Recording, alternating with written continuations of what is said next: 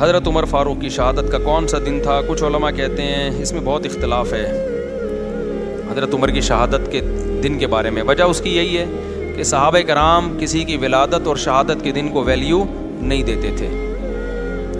صحابہ کرام ان دنوں کو ویلیو دیتے تھے جو شریعت نے متعین کی ہیں. یہ تو ہم لوگوں نے غیر مسلموں سے طریقے سیکھے ہیں, غیر مسلموں سے طریقے سیکھے ہم لوگوں نے کہ بھائی فلاں دن بڑا ہے, فلاں دن چھوٹا ہے, فلاں پیدا ہوا تھا. اسلام میں ایسا کچھ نہیں ہے. دیکھو نبی صلی اللہ علیہ وسلم کی ولادت کا دن پیر کا دن تھا نا.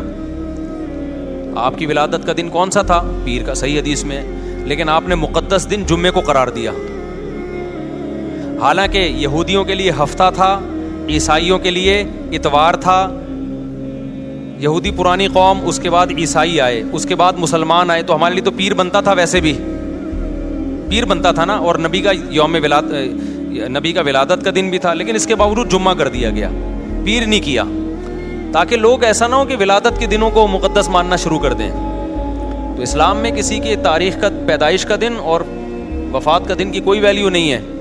اور نبی صلی اللہ علیہ وسلم نے پیر کا روزہ بھی رکھا ہے تاکہ یہ کانسیپٹ اور کلیئر ہو جائے کہ میرا یوم ولادت عید کا دن نہیں ہو سکتا. اس کو عید میلاد النبی نہیں کہہ سکتے, کیونکہ وہ روزہ اور عید جمع نہیں ہوتے. سمجھتے ہو کہ نہیں سمجھتے؟ ٹیکنیکل باتیں ہیں, اس کو سمجھ لو اچھی طریقے سے. تو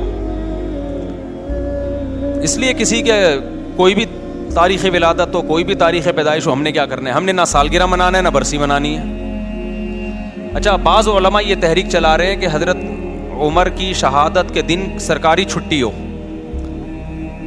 تو ہم ان علماء کی بات کی تائید کرتے ہیں. سوال پیدا ہوتا ہے کہ ہم ان کی تائید کیوں کر رہے ہیں جب ہم خود مان رہے ہیں کہ کسی کی شہادت کا دن یا ولادت کا دن اس کی کوئی ویلیو نہیں ہے, تو پھر حضرت عمر کی شہادت کے دن کو ہم چھٹی کیوں؟ وجہ اس کی یہ ہے کہ بھائی ہم تو کہہ رہے ہیں کسی بھی دن چھٹی نہیں ہونی چاہیے.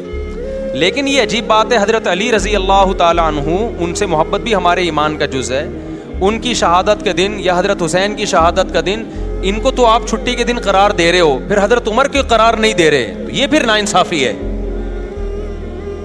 اصولی طور پر تو کوئی دن یکم محرم سے لے کے 29 اور 30 ذی الحجہ تک کسی کی ولادت یا پیدائش میں کسی کا دن بھی نہ چھٹی ہونی, کوئی چھٹی کا دن نہیں ہے. لیکن اگر کسی دن پہ چھٹی کر رہے ہو تو پھر دوسرے صحابہ کو بھی تو ویلیو دو نا. تو جو علماء کہہ رہے ہیں نا حضرت عمر کے یوم شہادت پہ چھٹی ہونی چاہیے, وہ اس بیس پہ کہہ رہے ہیں کہ جب آپ سیدنا حسین یا حضرت علی کی شہادت کے دن کو چھٹی کا دن قرار دیتے ہو تو اہل سنت والجماعت کے ہاں حضرت علی سے محبت بھی ایمان کا جزو ہے, لیکن حضرت عمر کی فضیلت سیدنا علی سے زیادہ ہے. اور اس بات کو حضرت علی بھی مانتے تھے کہ حضرت عمر کی فضیلت سیدنا علی سے زیادہ ہے. تو جو علماء کہہ رہے ہیں نا کہ حضرت عمر کے یوم شہادت پہ چھٹی ہونی چاہیے, وہ اس بیس پہ کہہ رہے ہیں کہ یا تو کسی بھی دن چھٹی نہ ہو, لیکن جب ہو رہی ہے تو پھر ان دنوں میں ہو رہی ہے تو پھر ان دنوں میں بھی ہو. سمجھتے ہو کہ نہیں سمجھتے؟ اس کی میں ایک مثال دیتا ہوں. ایک کیس آیا میرے سامنے کہ کسی خاتون نے شرعی پردہ کیا اپنے دیور سے پردہ کر لیا, تو دوسرے دیور کو, وہ جو دیور جس سے پردہ کیا نا, اس کو بڑا اعتراض تھا کہ یہ مجھ سے پردہ کر رہی ہے. تو میرے پاس کیس آیا, میں نے بہت ڈانٹا. میں نے کہا بھائی عورت پر لازم ہے کہ اپنے دیور سے پردہ کرے. خاتون سے پوچھا گیا, اس نے کہا میں نے شریعت کی وجہ سے کیا ہے ایسا. تو میں نے ان کے دیور کو بولا, میں نے کہا بھائی یہ جب آپ سے پردہ کر رہی ہے تو آپ کیوں مجبور کر رہے ہو اس کو, یہ تو شریعت کے حکم سمجھ کے کر رہی ہے. اس نے بڑی اچھی بات کی, اس نے کہا کہ یہ میرے سے کر رہی ہے, دوسرے بھائی سے نہیں کر رہی. اب بات سمجھ میں آئی؟ میں نے کہا بات تو معقول. کہہ رہے اگر شریعت کی وجہ سے کر رہی ہے تو دونوں سے کرے نا, اس سے نہیں کر رہی مجھ سے کر رہی ہے, اس کا مطلب میرے پر گویا بزبان حال الزام لگ رہا ہے کہ یہ بندہ 2 نمبر ہے, یہ خراب ہے.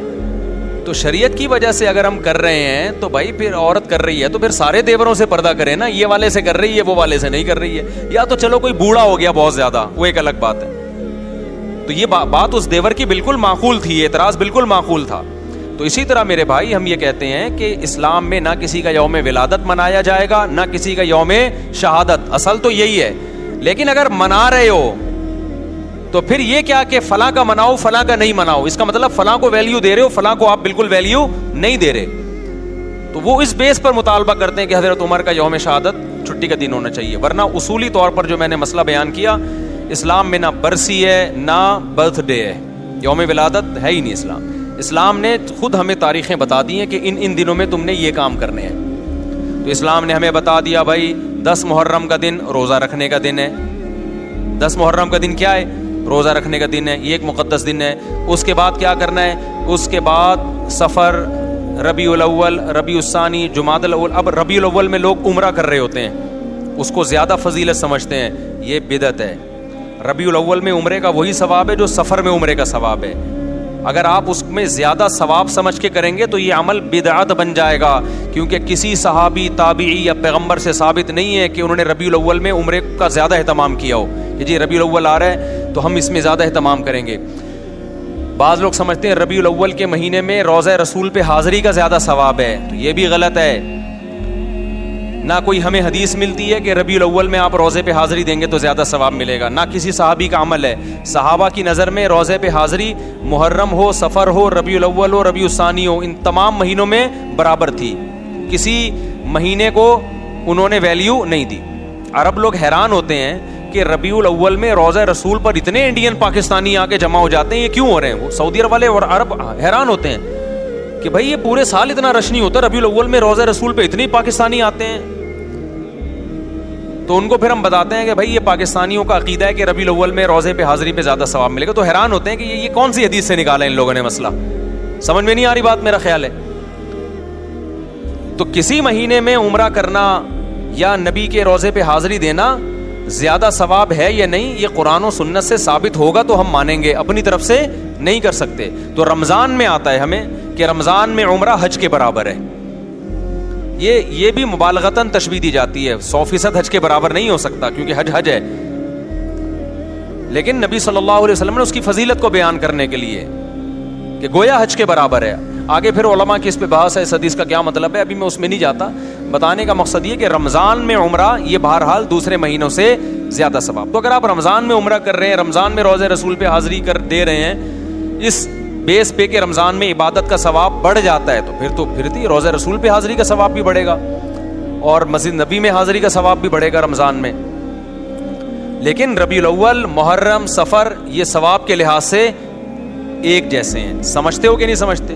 تو اس لیے جب آپ نے عمرہ کرنا ہو تو اسپیسیفک ربیع الاول کا انتظار نہ کیا کریں. آپ سفر میں چلے جائیں، محرم میں چلے جائیں، آپ ربیع الاول میں چلے جائیں، آپ ربیع الثانی میں چلے جائیں، برابر ہے. اگر آپ ربیع الاول میں اس نیت سے گئے کہ مجھے ثواب زیادہ ملے گا تو ثواب کے بجائے گناہ ملے گا، کیونکہ آپ نے ایسی چیز اسلام کی طرف منسوب کر دی جس کی اسلام میں کوئی دلیل نہیں ہے. تو پھر یہ بدعت ہے. سمجھتے ہو کہ نہیں سمجھتے ہو؟ پھر وہی بات جو میں نے بھی پورے بیان میں کہی ہے کہ کوئی لوگ آپ کو کہیں گے یوں ایسے، آپ بولو بھائی ہم لکم دینکم ولی دین. کوئی گرین چینل والے کرتے ہیں تو ان کو کرنے دیں، ان کا مسلک ہے. تو ہمارا مسلک یہ بولو نہیں ہے. تو آپ ایک فیصلہ کرو، گرین یا وائٹ، ایک طرف آ جاؤ. آپ سمجھتے ہو کہ نہیں سمجھتے ہو؟ تو ہماری نظر میں سارے مہینے برابر ہیں. رمضان میں زیادہ ثواب ہے. رمضان میں تو ہر عبادت کا ثواب کئی گنا بڑھ جاتا ہے، تو عمرے کا بھی ثواب بڑھے گا، ظاہر ہے. تو یہ برسی نہیں ہے اسلام میں، نہ یوم ولادت ہے یا نہ یوم وفات ہے. ہاں تو اسلام نے کیا کیا کہ رمضان کا مہینہ رکھا، ربیع الاول کا نہیں رکھا، ربیع الثانی کا نہیں رکھا، جمادی الاولی، جمادی الثانی، رجب، شعبان، رمضان کا پھر مقدس مہینہ. پھر اسلام نے ہمیں یکم شوال کا مقدس دن قرار دیا، وہ عید کا دن ہے، وہ بھی نہ کسی کی ولادت نہ کسی کی وفات. پھر 10 ذی الحجہ بقرہ عید کا دن ہے، وہ بھی نہ کسی کی ولادت نہ کسی کی وفات، وہ ابراہیم علیہ السلام کی قربانی کا دن ہے. پھر یکم محرم اسلامی سال کی ابتدا ہو رہی ہے اور سال تبدیل ہو رہا ہے، تو اسلامی سنہ ہجری کی ابتدا بھی ولادت سے نہیں رکھی بلکہ نبی کے ہجرت کے دن سے رکھی ہے، جس دن آپ نے قربانی دی، کوئی عمل کیا. سمجھتے ہو کہ نہیں سمجھتے؟ تو جو آپ صلی اللہ علیہ وسلم نے عمل کیا نا، ہجرت کی، اس کو پہلا سال اسلامی قرار دیا گیا ہے، تاکہ جب وہ آئے تو ایک موٹیویشن ملے کہ بھائی قربانی ہے، قربانی دی تھی نبی صلی اللہ علیہ وسلم نے. تو اسلام میں نہیں ہے بھائی یہ ولادت اور وفات کے دن.